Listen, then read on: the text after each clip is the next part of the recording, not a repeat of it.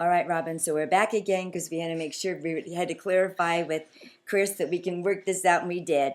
So we're finishing up the learning objective to be measured. And so we have poster with the expectation that you and her are going to do the next time you meet for the peer-to-peer.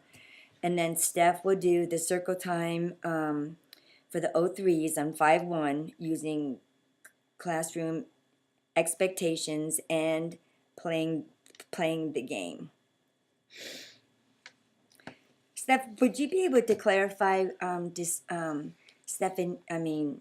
Sarah, what is the difference between the rules and the expectations? Well, I have here, like, this is actually, like, great. Okay, it's good. Actual definitions. Okay, good. So, expectations means expecting to wait in expectations.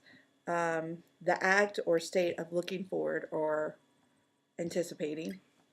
And then the rule, the definition is a principle or regulation governing conduct, action, procedure, arrangement. The rules of, rules usually refers to standards of activities. So rules are pretty much, this is it. This is what you have to. Expectations is what we all expect them to do. We expect them to keep our friends safe. And we expect them to keep their bodies safe. And we expect them to, listen to our words. But rules are pretty much, like our circle time rules. Those are strict rules. Right. So. No, that's good. And I think another way to clarify too is that rules are like a chess rules. There's cut and dry. But the expectations, like to keep our bodies safe, is like we don't run in class, we don't spit on people. There's a lot of different things under that umbrella. Right. That really helped clarify to me and help me understand that more. That it's not just one thing, but it's several things. Yeah. All right, good. All right. So the peer-to-peer action plan, you're going to go over what expectations and rule mean, the video and the articles, which is good. And then you're going to, both of you are going to make the poster, right? Mm-hmm. Okay. Make the poster. And then with visuals, right? Yes. Okay. Visuals. And you're going to do that tomorrow? Okay. Yes. I can help you out tomorrow. Okay. And then what else do we need to do? Oh, and then you're going to come to our classroom, right? Yes. Okay, so Sarah is going to come to our classroom.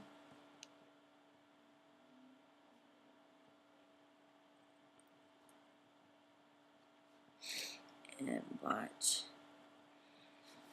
circle time about classroom expectations. All right, and that's 5-1.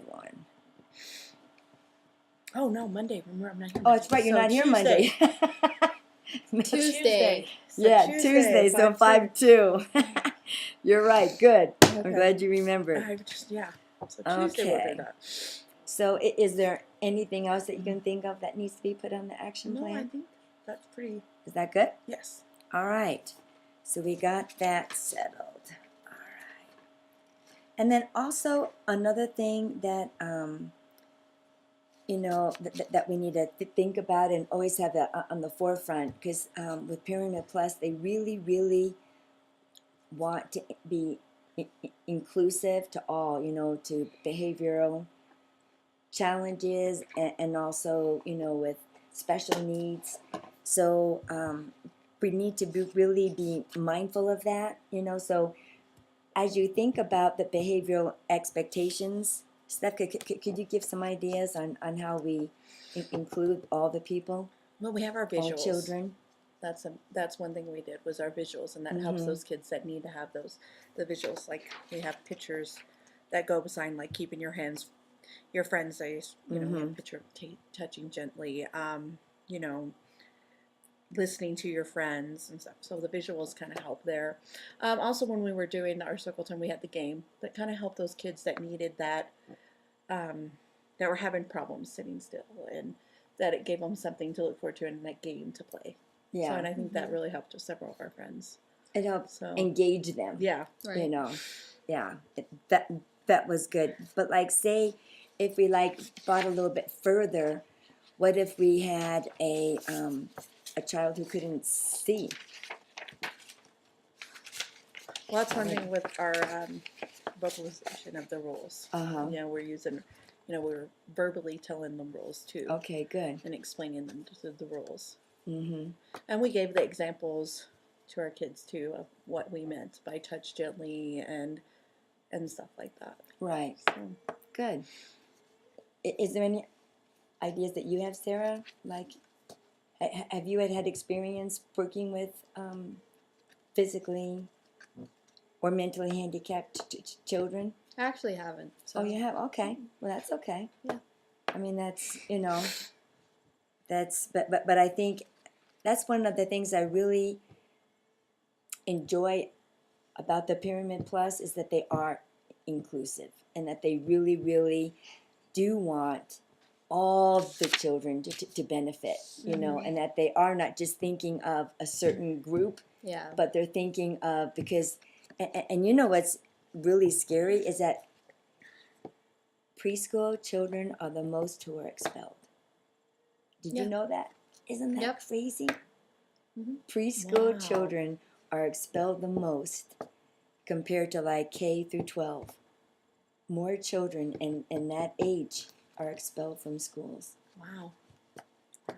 And so, you know, that I think is really important to think, you know, that it's so important to be able to meet all their needs and to have that, you know, on your I mean, you learn as you go, and that's another thing that the CEFL and the taxi websites are really good on that too.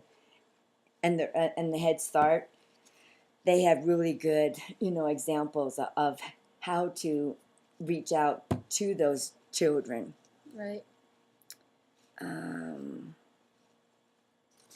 Okay. Because I know, like in the Afternoon Explorers, you do have some challenging behaviors, right? Mhm.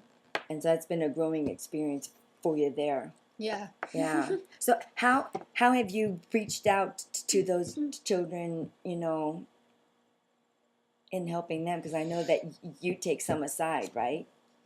Like for a break? Mhm. Mm-hmm. What do you do with them when you take them aside? Well, it depends on the friend. Okay.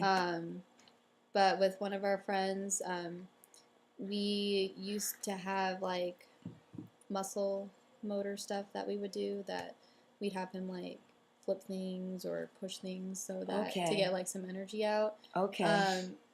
And then we switched to maybe like beating and patterning and stuff like that while we're on our breaks, with a snack. And now he's been doing so well with without really Okay. needing breaks. Really, he Okay. you know, just like a snack, Yeah. and then he's good. And so it really depends on like that day almost. Is that right? Yeah, it really almost just depends on the day and daily. And some friends maybe need like a break to get some exercise out. Sometimes they don't. They just need something to eat. Just Okay. yeah, depends on the day. But they're pretty short too. They're not super long. Yeah. So that is a direct example of how we're meeting those needs, Mm-hmm. you know, while including them in with the other children too. Yeah. You know, that's so you are having experience in that area, you know. Yeah. You are, you know, and that's good. And so you're getting the experience of being, and it sounds like you're being sensitive to their needs.